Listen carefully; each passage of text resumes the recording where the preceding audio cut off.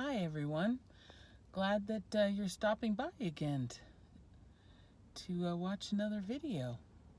Appreciate that very much. I'm really trying to grow this little channel, make it into something that's super special for all of us. So if you're inclined to do so, I'd be so happy if you would subscribe and like the videos and share them, invite some of your friends and other folk that you hang with. I guess they probably would still be your friends one day, family, maybe. But invite them over as well, because I would really love to see this little channel grow. I have some aspirations for down the road, but got to get things up and running first.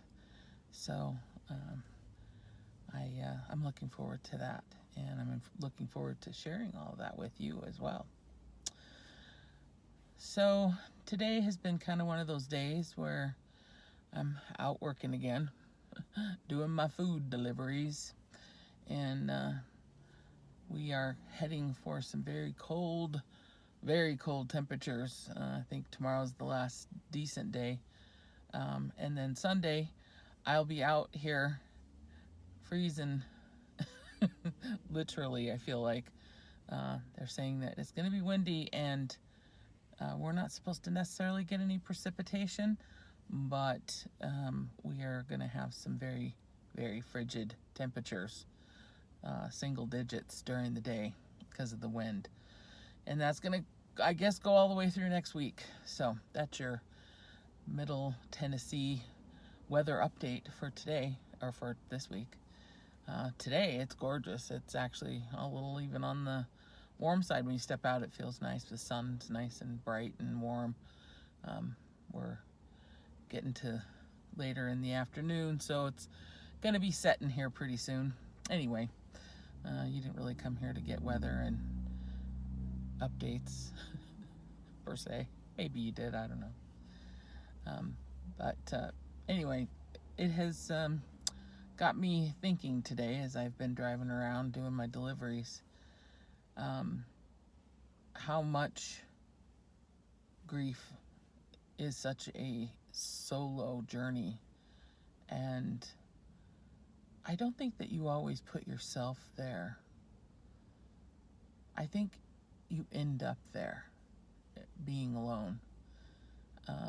I mean, some things you can't share with another person, obviously. You know, no two people are going to have the same feelings at the same time. You know, my Lauren and I go through that.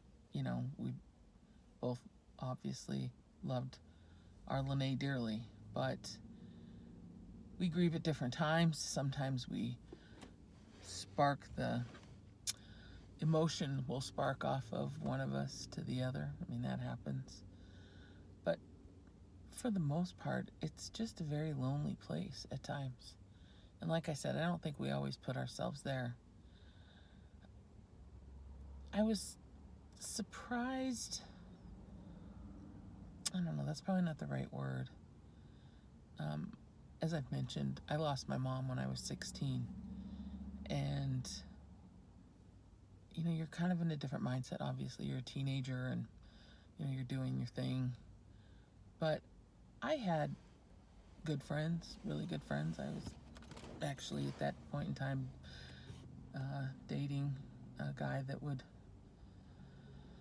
ultimately be the worst mistake of my life, but that's a whole other story. It was only a mistake for the majority of the time we were together. Let me clarify. He did give me the two most precious things in my life. So that's the only thing that he did, was make that contribution. Outside of that, I won't say. I'm trying to be a lady. I'm not going to use that vulgarity. Anyway,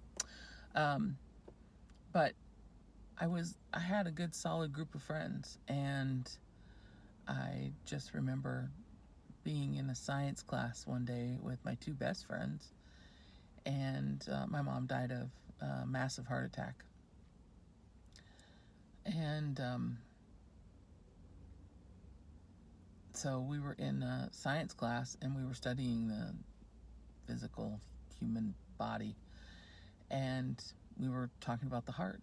And I remember that it triggered a lot of emotion for me, and I got upset, and my teachers were all aware of what I was kind of going through. And so my teacher asked if I wanted to go to the office or if I wanted to use the restroom or just, leave the classroom. And so I did, and got my composure, and I came back, and my best friend looked at me and said, you really need to get over this. You got to stop crying about this.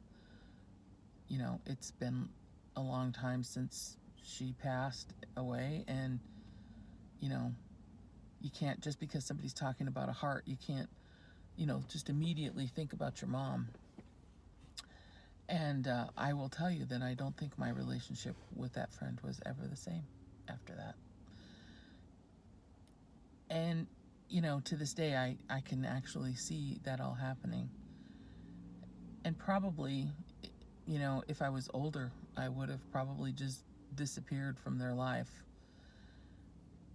And sometimes you have to do that. What I found this round is I didn't really have to disappear from people's lives. They disappeared from mine. And it's left me feeling even lonelier, emptier at times. Well, most of the time.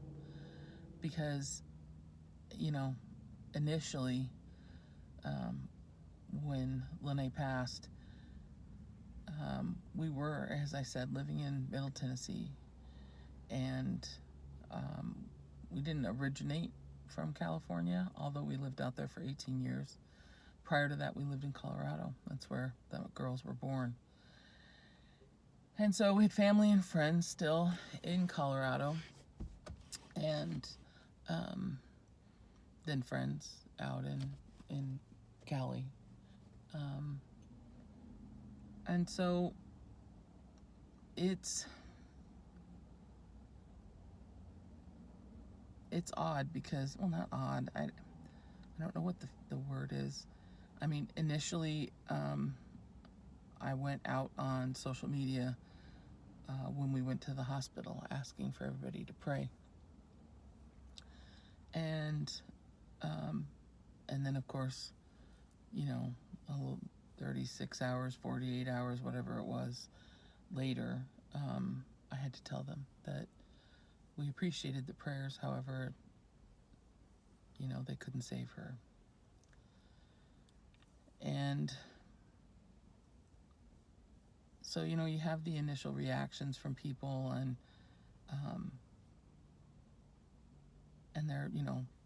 they're sending their love and condolences, and it kind of, is sporadic. I can't say that word very well. Sporadic, over the course of a few weeks. And then it just got really silent. I never really heard from anybody. Maybe one or two people.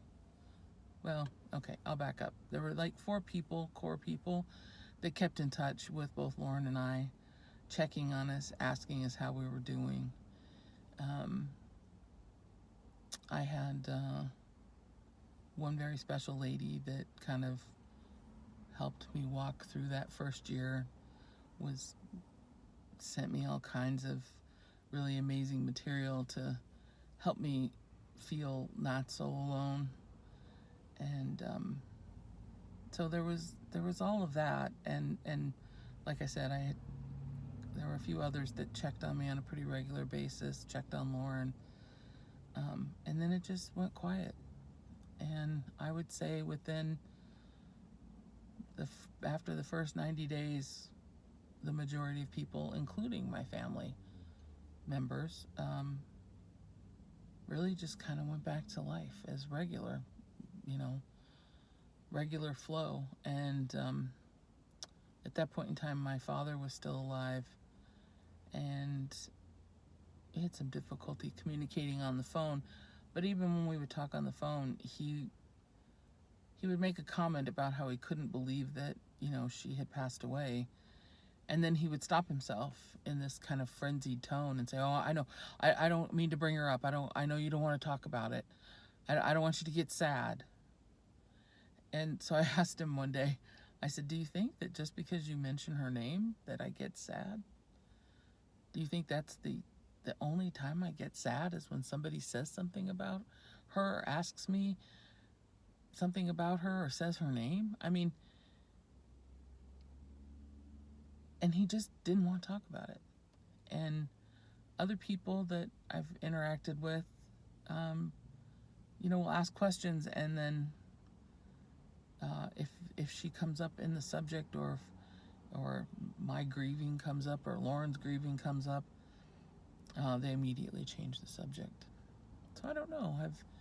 Have any of you experienced that same kind of isolation? Like, people just don't want to talk about it, don't want you to mention it, they don't want to mention it. It's like, it's part of my life. It's never going to go away. And nothing you say or do is ever going to heighten the sadness or decrease it. I mean, I don't expect it to ever not hurt like hell. So, I don't know. And then even Lauren went through similar. I mean, people just kind of stopped talking and to her about it. And we were chatting about this the other night, which is what brought this all up to the surface for me. And, I said, I don't think anybody's ever asked me what happened. And I know, like, my dad did initially, but I wasn't able to relay that information very well, and left it up to my brother. I'm not sure if he relayed it very clearly. But and the reason I say that is only because I don't think he ever asked me what really happened to her. Like, it's not a rarity, but it's certainly not the status quo for a 40-year-old to have a massive brain bleed and die. And I mean, I've watched programs of other women. There was another woman that was a little bit older than her, in her mid-40s, that had the same exact thing happen. The same exact stroke, or massive brain bleed. I don't really guess I totally understand the difference, but I guess when you have a brain bleed, it's more profound, and it's a bigger issue. Most people don't survive those. But it's like, it's not an everyday occurrence, I'll put it that way. I mean, my uncle had 2 strokes in his lifetime and survived both of them. When he passed away, he was in his 90s, and I think that there was some complications from the last stroke that he had, but you kind of expect that when somebody gets into their 70s and 80s and 90s. I don't know. I didn't do a lot of research on it, I'll have to admit, but I think that it's just odd that nobody ever said, what happened? How? What do you think? What is your opinion of why this would have happened to her? And then it just, especially by the time her first angel anniversary rolled around in August, I got a card from this one lady who's just a super sweet woman, and then just a few messages like, "Hey, I know it's a tough, day," or whatever they said. So, and now nobody asks. Nobody. And so I think well, I'll back up. I think for a while there, I was like, well, F you. Like, why wouldn't you ask? I mean, I would ask people. I still ask people if I'm, aware of the date that someone in their family or a loved one or, person important to them passed away. I always check on them, or at least I make every attempt to do so. I'm not going to say I haven't been kind of self-absorbed and wrapped up in my own situation, these last year and a half, but I try, and I guarantee you that I will make every attempt for anybody, because I think we just need to have that kind of support. We need somebody to ask, how are you doing, and how are things going? And it's going to be years, the rest of my life. I'm certain of it. I'm not saying that it will be the same velocity or degree, but I'm not really expecting it to taper too much. This is a hard one for me, and for many, many different reasons, and I'll share as I go along. But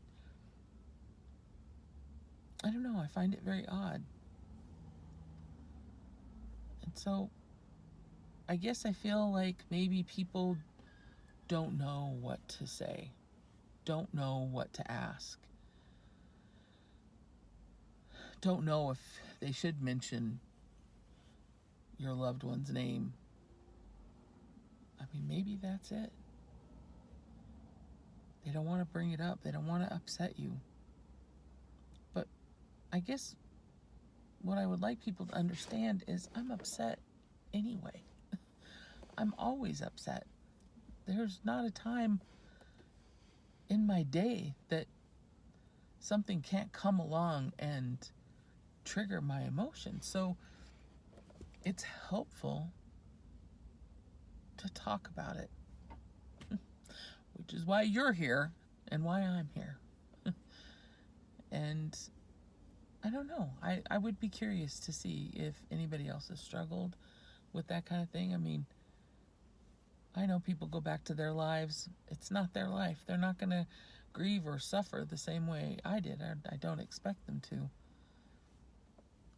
But I think the one thing as a takeaway from all of this is that if they're really close members of your family or if they're friends, tell them what you need.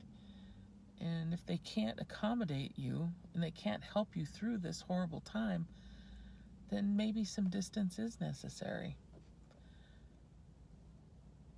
I don't know what the right answer is, but I know that Lauren and I have just learned to kind of keep to ourselves. And that's what we do. We just try to work through things between us, and sometimes that helps. Sometimes that works all right. But I think sometimes it's harder. I mean, I obviously am grieving myself for all, she was my daughter. She's what made me a mommy. That meant everything to me. It's all I ever wanted to be. People ask, what's your career aspirations? I just wanted to be a mom. And I was blessed with 2 beautiful children.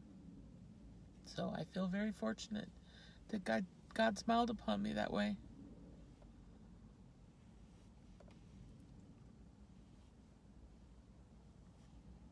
But I think every now and then it's helpful to have somebody say, how are you doing? So I'm asking you all that question. How are you doing? Tell me your loved one's name. Send me an email. It's down in the description. Tell me your story. Whatever you want. Because I think sometimes we just need to have an outlet. And I can certainly be there for you. if you need somebody to lean on. Oh, well, I hope everybody is having a wonderful and blessed day.